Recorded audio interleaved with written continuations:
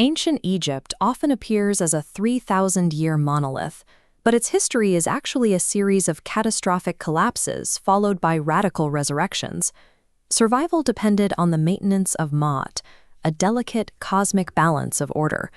To the Egyptians, every failed harvest or local rebellion was a sign that this balance was slipping, threatening to pull the world back into primeval chaos. During the Old Kingdom, the state achieved this balance through absolute centralization. Pharaohs commanded a massive, specialized workforce that could quite literally reshape the landscape to serve the crown. These monuments were more than just Elib tombs. They were anchors in the desert, architectural attempts to fix Ma'at into the earth and ensure the survival of the state long after its builders were gone. This order began with the Narmer palette, which records the first time the rugged southern valley and the marshy northern delta were bound into a single functioning administration. Within a few centuries, the pharaoh's power reached a new height. At Saqqara, Djoser's architects pushed beyond mud brick construction to create the step pyramid, a stone monument that redefined the ruler as a living god. But after Pepi II's 90-year reign, the climate shifted. The Nile floods failed for years, causing widespread famine that the central government in Memphis could no longer manage. As the capital grew weak, local provincial governors, called nomarchs, began hoarding grain and building their own private armies. They established hereditary fiefdoms, effectively shattering the unified government. The Old Kingdom died from internal starvation. When the central authority could no longer feed its people, the fragile order they had built in stone simply disintegrated. This dark stone statue depicts Mentuhotep II, the southern leader who used military force to reunify the fractured state.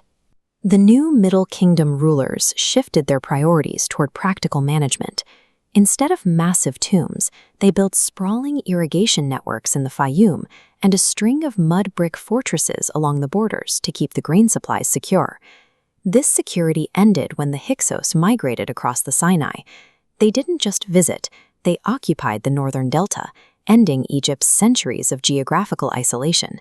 The Egyptians were overwhelmed by two specific technologies: high-speed horse-drawn chariots and bronze weapons that easily pierced traditional Egyptian armor. The trauma of this first foreign occupation altered the Egyptian outlook.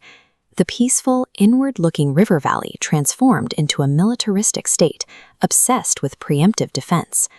Ahmose I turned the enemy's chariots against them, driving the Hyksos out and establishing the New Kingdom, a period defined by a permanent professional army. Thutmose III took this aggression further. Through 17 years of calculated campaigning, he pushed Egyptian borders all the way to the Euphrates River, creating a sprawling international empire. Rulers like Hatshepsut used this imperial wealth to fund trade expeditions to the Red Sea and monumental works like her mortuary temple at Deir el-Bahari. This relief shows Akhenaten and Nefertiti under the Aten, a single solar disk. Akhenaten nearly broke the kingdom by abandoning the old gods, neglecting the empire's defense while he built a radical new capital in the desert. Order was only restored under Ramses II. He stabilized the frontiers through the world's first formal peace treaty, and projects like these colossal figures at Abu Simbel, designed to intimidate anyone approaching the southern border.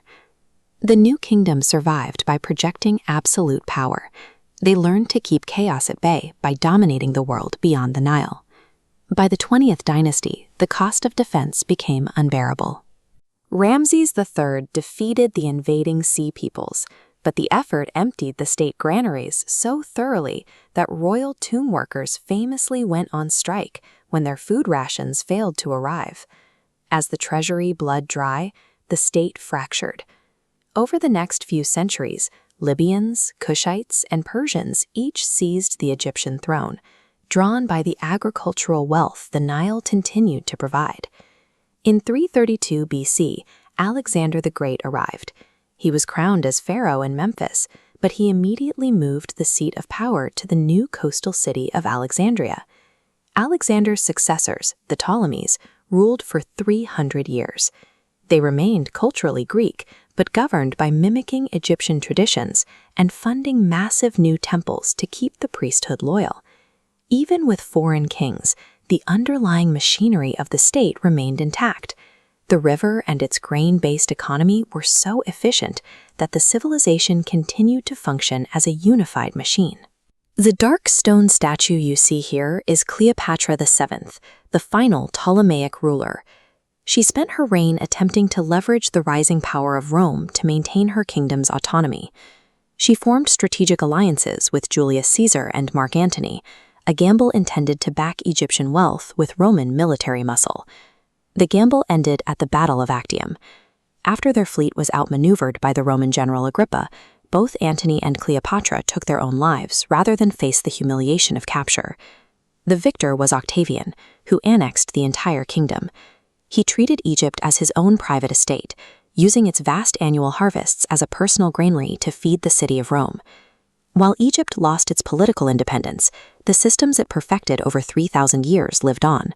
Rome became the new owner of a river valley that had already mastered the arts of administration and agricultural survival.